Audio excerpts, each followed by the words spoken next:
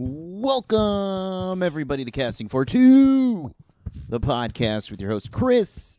I am that guy. Welcome, everybody, to episode number 165. I got a lot of spit in my mouth. Sorry if you didn't want to know that. It's weird. I'm not going to lie. How's your guys' day going? Good? It's going good? It's good. Good. Before I get into my guest for today, I would like to just, as always, talk about the new podcast, Sunday Brunch, that myself, Megan Johnson from tipsywriter.com, and Zachary Davis of Secret Stage are doing. We do this. I was looking for something for Zach and I to do, and I enjoyed talking with Megan, and so that's what we do. We do it every week. We eat and we have fun. So we have that going on. But of course that's available on secretstageproductions.com. So, listen to it and tell us what you think. Yeah, give us a review on iTunes. And then after that, you're like, you know what? I want to thank Chris of Casting for Two for telling me about this podcast. I'm going to go to Casting for Two on iTunes and give him a nice little review. You're welcome to do that. Thank you. But my guest, I should talk about my guest because it's a wonderful guest. It is the amazing, the talented John Emmet Tracy. He is a wonderful actor who I have had the pleasure of knowing for a while now. You will hear in this episode how we know each other, but it was so great to have him back on, to get him on the podcast and just play a little game of catch up. But let's get into this episode. So, Chris, cue the music, please.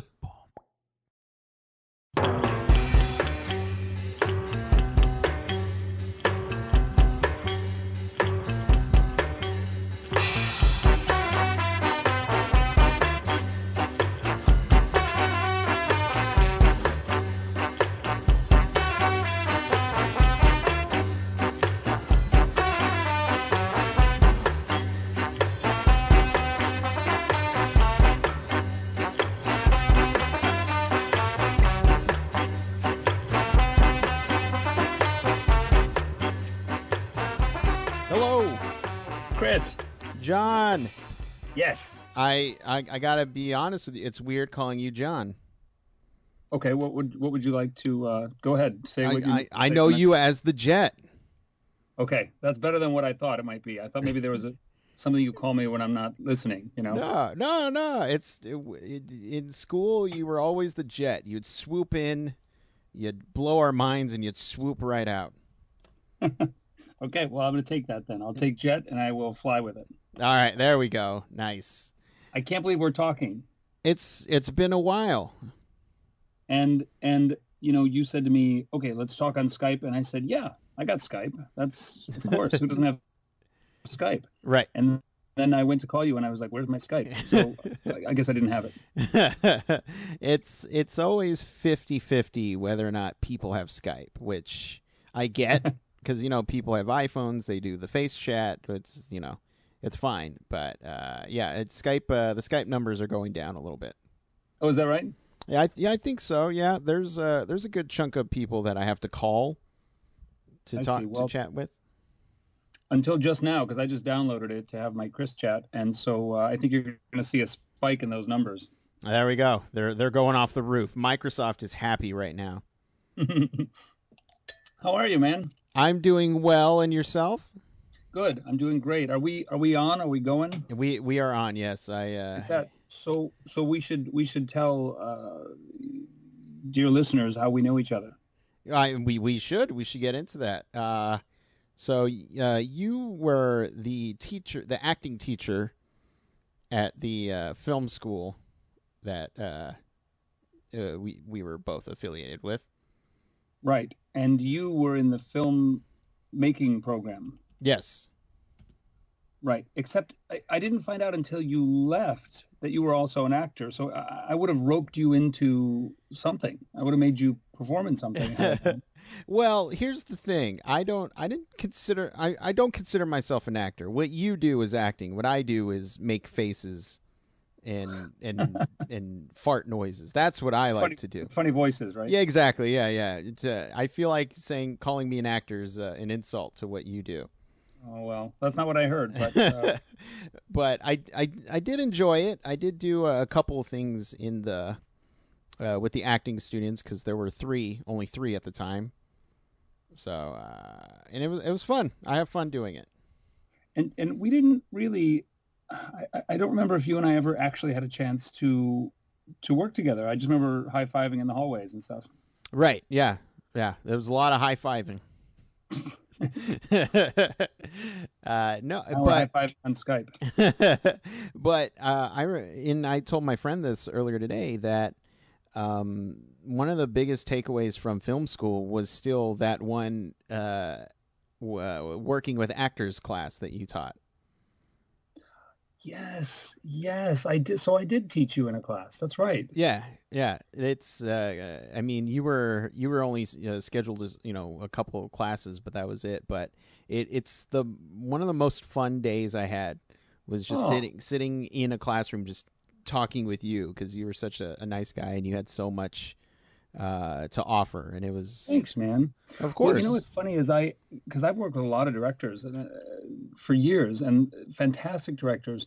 There have been a couple of occasions though when I've been on either a film or a television show, and you can sort of feel that the director maybe has some idea of how they're supposed to speak to actors, hmm and they're being very careful about how they say things, and they start to ask a question, and then they go, "Oh wait, I can't ask it like that." And I could, and I thought, "Oh geez, we've got this reputation of you've got to say it ever so preciously." right. So I think that was how I started the idea of teaching that. I thought maybe we should just start talking about how you can talk to actors, and really you can kind of talk to actors any way you want. You know what I mean? They can sort of make the translations.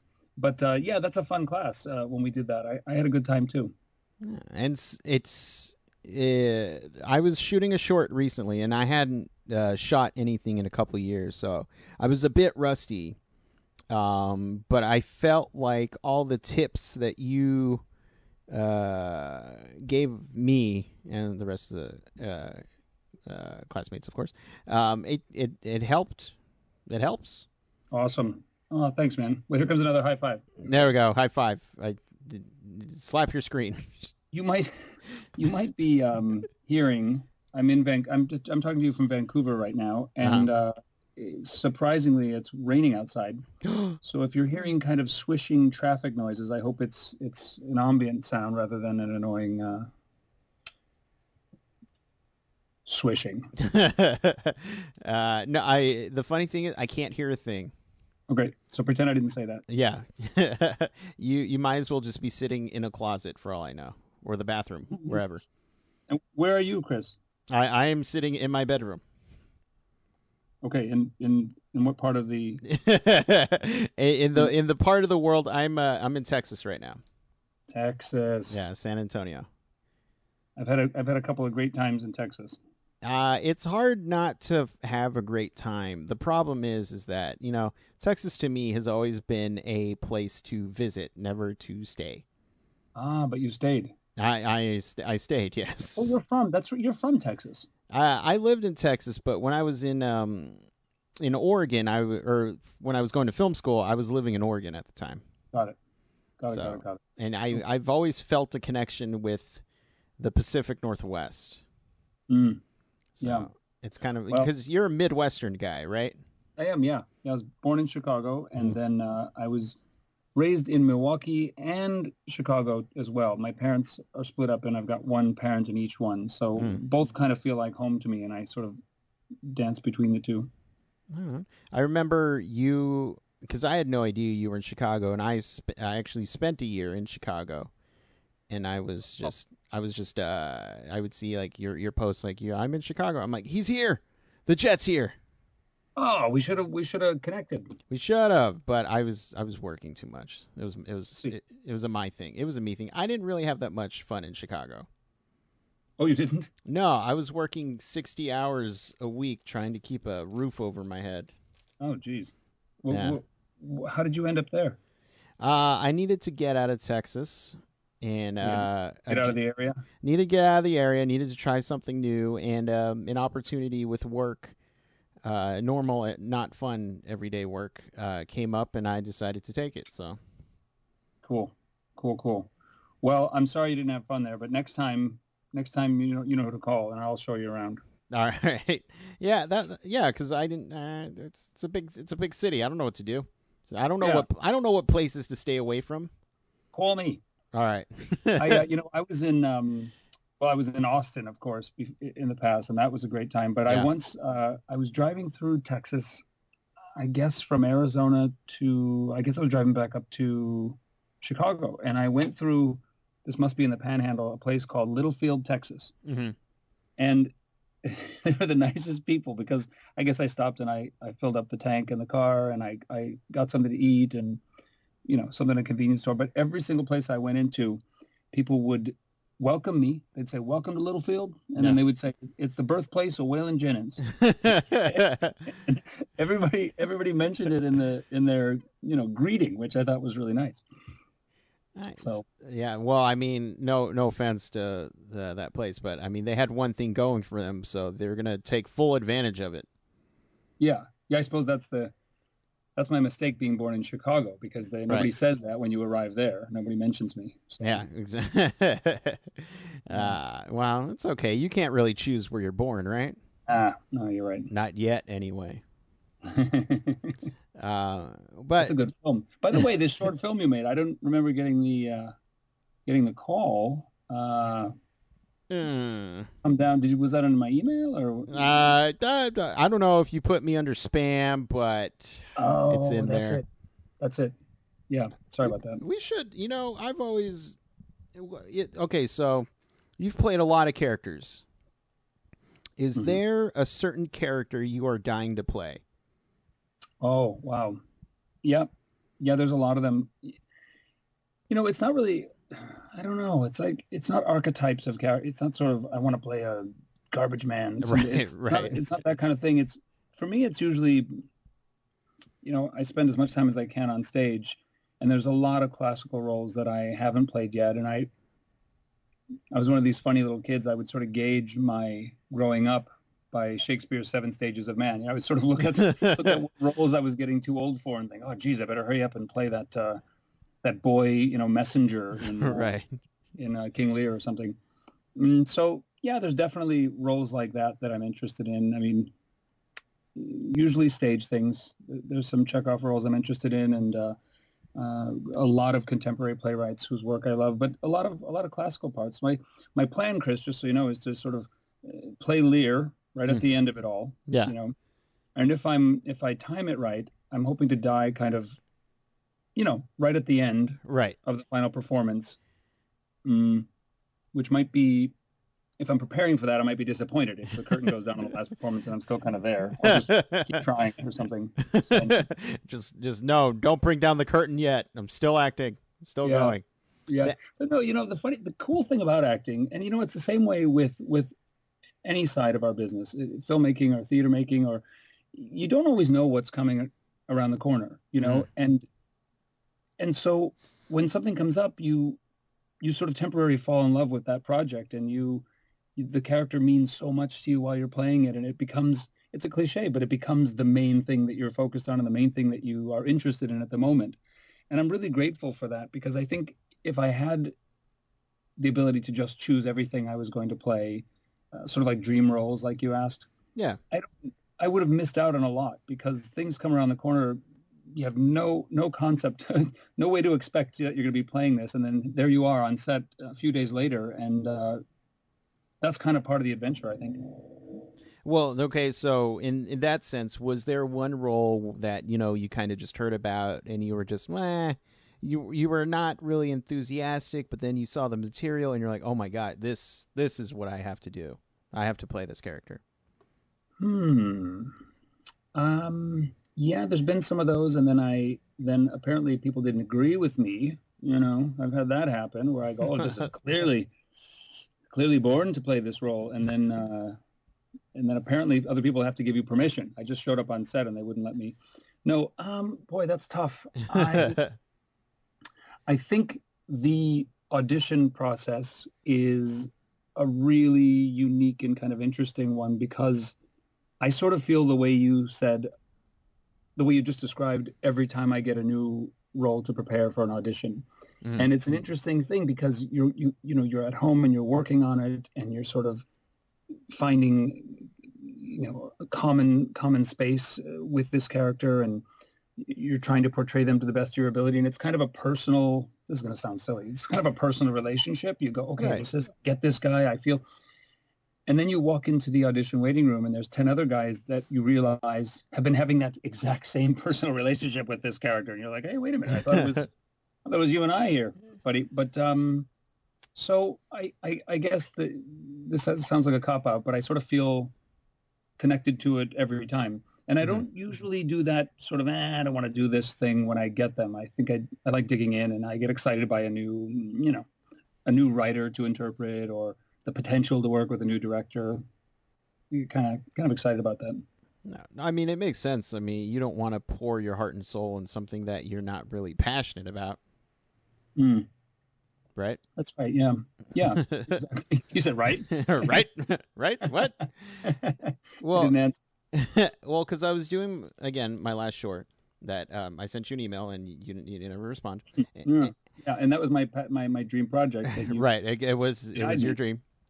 But it was funny because again, working with actors, it's something I had to adjust back into because I hadn't done it in a while, and Right. it was so funny to see a work with such different caliber actors. But the one thing I really wanted to let the actors know is, you can ask me any questions you want, but I want you to feel like this is your role. And it was funny on set because one of the actors was, I felt like he had to justify all his choices. Mm. And I told him, look, would the character do this? Yes. Then you don't need to explain yourself. And I saw a moment where his mind was blown.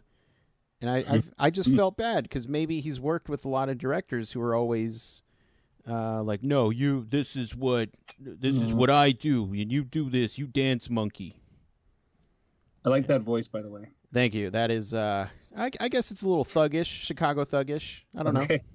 That's your not understanding director guy voice. Exactly. So, and Yeah. Well, it's interesting. And I think, and I probably talked to you about this back in the day when we were doing that working with actors workshop.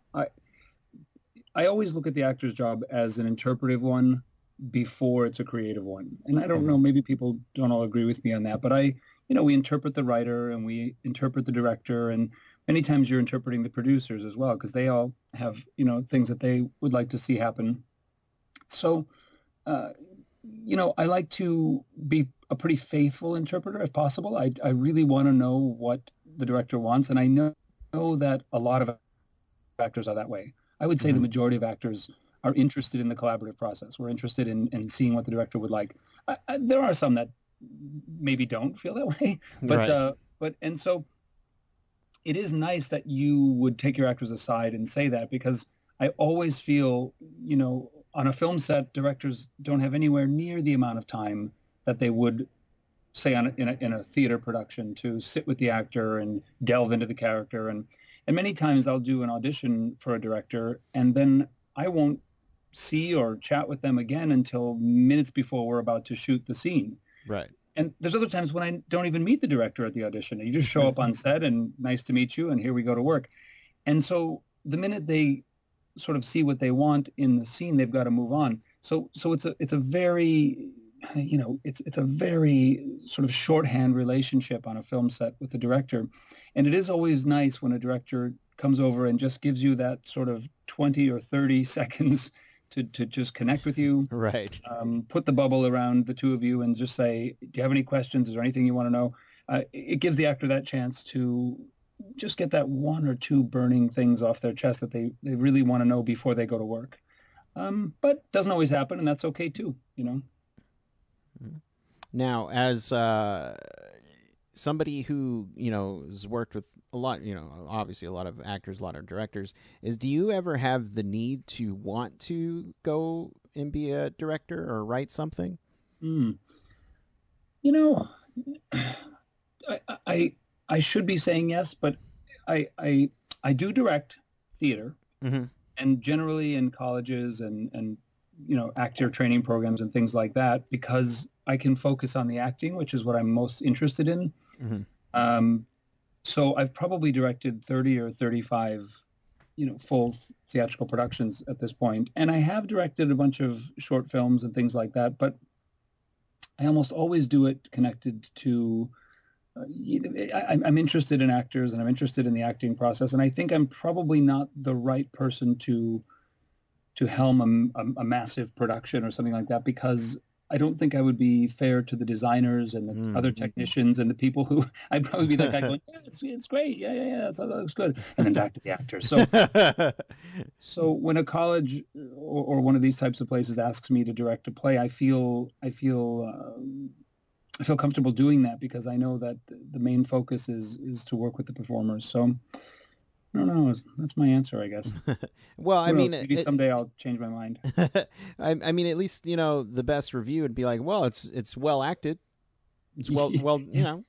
but How'd it he look? never brought, Meh. there were no lights. He forgot to turn the camera on. Yeah. But you know what? The acting was good. If Yeah, only we I could have guess, seen it. there are a lot of directors though that just have a fantastic crew working for them, and really trust in their crew. So I think a scenario like that would be fun for me. But there's just so many people that are so good at it and have that amazing multitask sort of chip in their brain that I don't. I really admire directors, and on a film set, it's just so interesting to watch them work and to see how they can compartmentalize every little detail of what's going on. I definitely feel like I'm cut out of sort of actor cloth, and that's where I feel I can best help, dive into the once upon a time, to help tell the story. Yeah. And so, where did this love of acting come from? Um, Started, yeah. I think kids all get up and, do a little make believe. I think it's Right. kind of built into us somehow as humans. I think most cultures in the past have done this and have found a way to get up and tell each other stories. So I really did start when I was little, and really little. Like I didn't even know it was a job when I started doing it, and that's a lot of people. But for me, it turned a bit when I found out you could do it for a job, Hmm. and I don't know. I don't. I usually don't say that's when I became one, because I felt like I just sort of kept going since I figured it out. But I was. It's a funny story. I was sitting. Okay, come back with me, Chris, to the All right. 70s, won't All right. you? Let's go. And I'm sitting in the living room, and I'm probably, I don't know how old I was, 8 or 9 or 7 or something like that. And for some reason, I'm being allowed to watch Dog Day Afternoon on Mm. television. Um,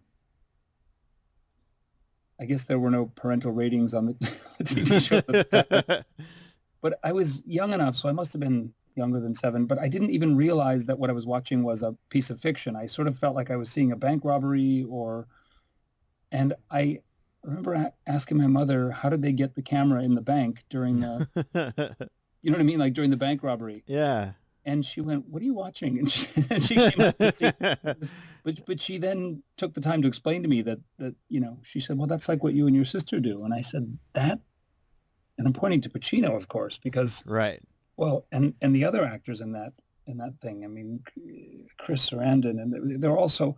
I couldn't believe that this wasn't something that was actually happening, and in fact, I still can't when I watch that film. I don't know if you've seen that film, Yeah. but I still can't believe that's not actually going on. So it just really excited me. And I think I realized I wanted to do that. I don't know if I named it that day, but I just sort of kept going from there. And yeah. You know what? I wonder where they get the cameras in on those mockumentary shows, Mm. like The Office. Yeah, I'm looking at it. I go, okay, I know there's a camera there, but where's the other camera getting this thing? So I know what you're talking about. Well, it's probably a couple different takes though, right? Right. Right. Exactly. But I think it's funny how we tell kids They can be whatever they want to be, and of course, kids are going to pick the coolest thing, like a ninja. Bank robber. Yeah, bank robber. Well, you can do that if you become an actor. Hopefully, Yeah, exactly. That's right. You can live out all your wildest dreams, and there we go. There we go. Exactly. Hey, I wanted to say something to you. You wrote to me to talk about getting together on Skype and chatting like this, and Yeah, I was just sort of being silly, and I said, "Oh, what would you like me to do? Should I you want me to rap? You want me to beatbox? You want me right. And you said, haha, no. And then I thought, a couple weeks ago, I thought, well, I better listen to Chris's show and see what he's doing. You beatbox on your show.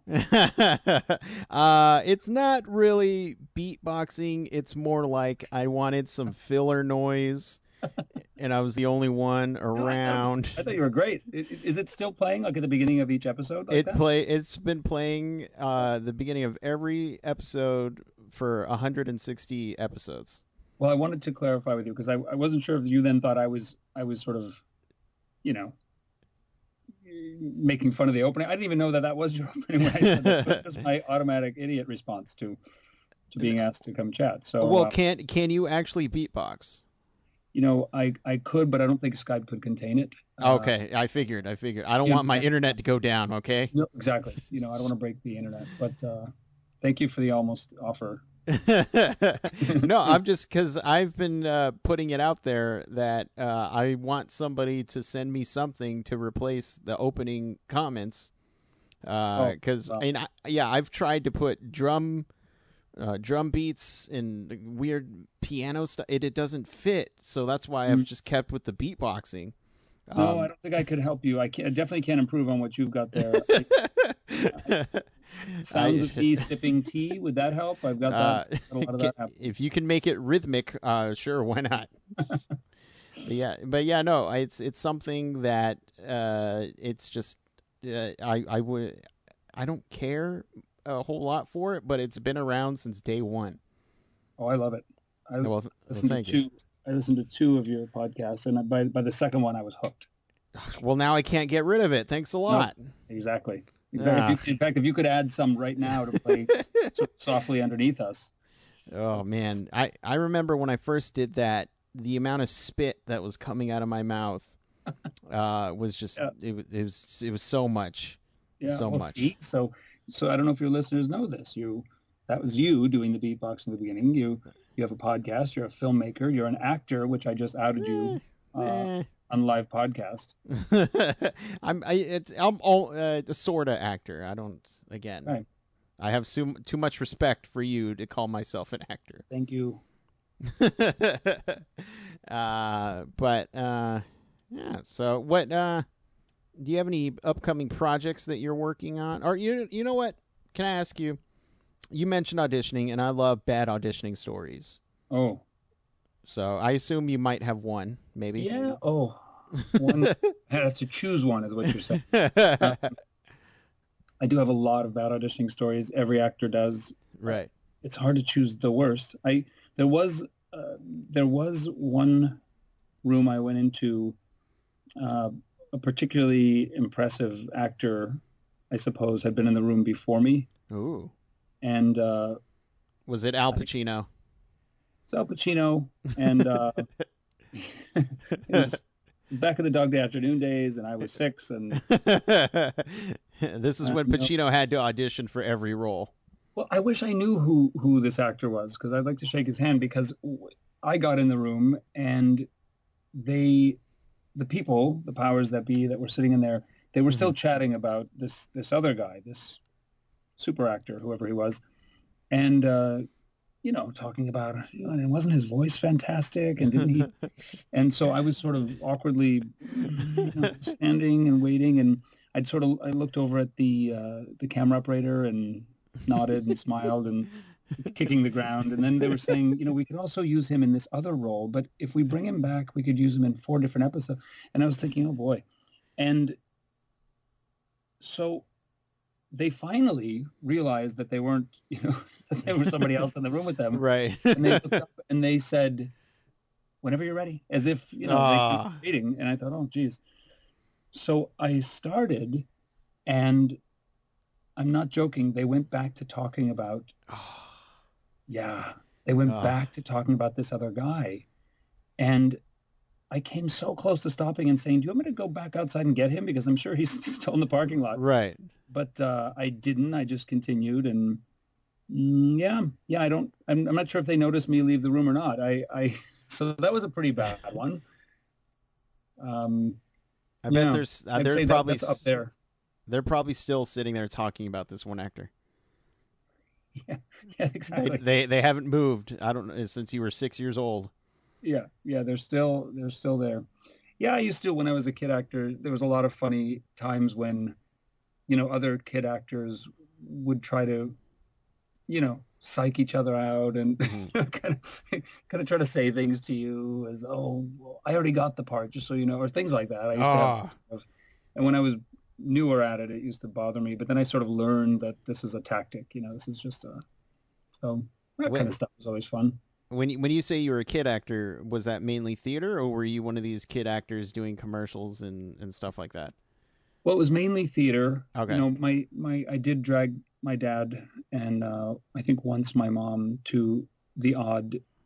I did do some commercials and a little bit of print, Yeah. that kind of thing back in the Midwest, but really whatever I could, whatever I could do. Had a little magic show I used to do, and I would audition for summer stock musical theater.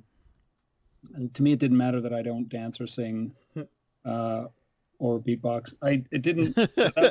I just kept going, to these auditions, and I remember, I dragged my dad to it. So yeah, I was auditioning for some commercials and stuff, and I was always trying to figure out what else I could do. I was like Hmm. an 11-year-old with a typewriter, typing up my resumes, and kind of, I really loved it right away. So yeah, I did a variety of things, but yeah, mostly theater. Okay. Okay. While other kids are handing in their resumes and crayon, here comes the jet, Typed. all typed with your Right. headshot.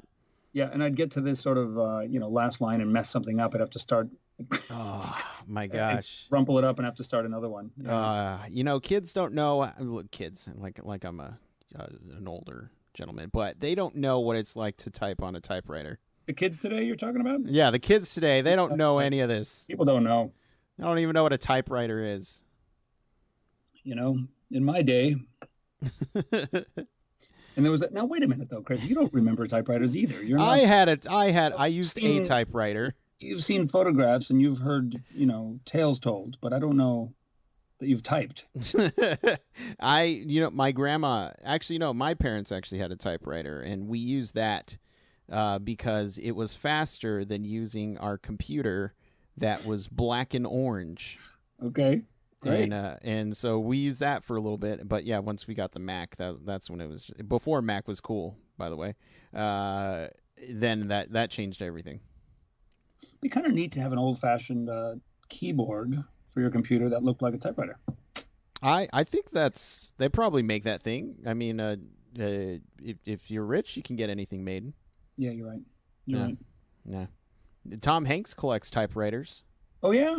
Yeah, he's Oh, there you go. huge into them. That's cool. Yeah. I like a good typewriter. Yes, me too. I like a nice keyboard. Excuse me. That had nothing to do with anything we were saying. Yeah, right. Yeah, right. You're such a good actor. I don't know whether to believe you or not. I don't know. Transparency of that performance just now. Um, yeah. So, and what about you? Have you had experiences on the other side of the audition room where, you had, well, did you have any bad audition experiences from the director's chair? So I'm happy to. Well, I mean, I don't do very many auditions at all. For my last project, I put out a casting call, and whoever looked. So okay, this is a little inside scoop for people. I did tests when I was talking with the actors. Okay. I would ask them, if they had any demo footage that I could see, Great. because I want to see them. But I would also leave a message saying, what attracted you to acting? That was the question I would ask. It's surprising that some of the people I would get a response and they would say, "Oh, unfortunately, I don't have a demo reel." And then that was it. That's It the was end just, of that. Okay? That's the end of that sentence. And it's just, oh, okay, so you're not going to answer my question. Well, I don't want to work with you then because you're not. I want to know more about you. And was there a wrong answer? If say they did answer the question, were there answers that would then make you not want to work with them? No, there were no wrong answers at all. I mean, look, if somebody has found their calling, I'm not going to be like, no, you're dumb. That's not why, yeah. Yeah, no. Because I think you asked me that question. I'm trying to cast my mind back to 20 minutes ago to see if did I answer it? Yeah, Al Pacino. There you go. It's just Al Pacino. I was like, okay. Yeah, two words. I could have just said that. But so, and that's how I kind of did the casting for my project, just because I wanted to meet with the people and just get a feel for them. And if we had a connection, I was just okay. Well, this person can play this role, no problem. It wasn't. I didn't hear a lick of dialogue from the person. I just sent them the script and said, "Well, let me know what you think." That's so interesting because it is the connection to a person that you're going to be working with over a period of time is important. And I remember an interview with the actor Danny Aiello, who I believe has at that point had begun directing as well. And he said that in his recollection, he'd never actually booked an acting role via an audition. And now that he's directing, he never auditions actors. He just sits and talks with them. And he says, if I can't sit across from somebody and have a chat with them, I definitely don't want to spend weeks on set with them. And I thought that was interesting. Right. No, and it makes so much sense. There was an actor who was a great guy, but when we started talking, I felt like he was very much in actor mode and not person mode. I was like, oh, let's just chat. Let's just chill. Just calm down. I get it. You have a calling. Okay, it's fine. But let's just chat. It's not good when you ask a question and they pick up their resume to look at it too. Right. Yeah, but I have one auditioning story, and it was when I was on the acting side. I think I was just fresh out of film school. Or no, maybe it was before film school. I don't know, one or the other. And they wanted me to play a drug dealer. Okay. A big macho drug dealer. And I don't know if you can hear it in my voice. I just can't do that. I can't portray fierce and angry. Okay. So you say. So I said, I went to the audition. I acted as best as I could. And I didn't see them interested, which was fine. And then they said, well, is there anything you'd like me to do? Or, and they said, well, you just kind of forget the script and just kind of do your own thing. So I said, all right, I can do that. So I remember throwing the script down, and everybody just jolted up and stared at me. And I said, oh, this is great. And I just did my thing. Now, what was it sort of... You threw it down and it was so loud that it startled people, or was it that you were throwing their material to the earth with they thought you were insulting it? Is that the... I never thought about the second option. It was more the first one, but maybe they took it as the second. I don't know. I just thought thought it was commanding. Right. Yeah. And I had to say all these words that it was. Yeah. So I didn't get the role, but I was fine with that. I didn't really care. It was all good. I can't be a drug dealer. That's what I'm trying to say. I'm not macho. I can't do it. All right. But see, the thing is, you could write yourself into one of your own films as a drug dealer, and then the answer would be from then forward, I can do it, right? Yeah, but see, I wouldn't be an evil drug dealer. I'd be a fun drug dealer. A friendly one. Good. I'd be like James Franco in Pineapple Express. Mm-hmm. Yeah. We need those too. There we go. You wouldn't be the training day gangsters. No, I'm no. Yeah, no, I can't do that. Well, John, unfortunately, it's come time where I have to say goodbye, or you have to say goodbye. This was great. And let me ask a quick question. Did I ruin the podcast at this point? Is that what is it? Is it over now because of this talk? This is 161. No. Is this the number we're doing? No, it's past that. Oh, we're past that now. Okay. Yeah. So, well, it's all gone downhill since you decided to talk to me. Right. And Right. I hope your listeners haven't, tuned out.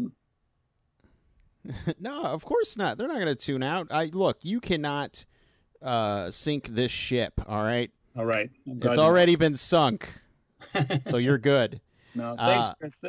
I'm really glad to get to talk to you, and it's kind of selfishly, it's like a way to catch up with you too. It's been a long time, maybe 15 years, 10 years. How long has it been?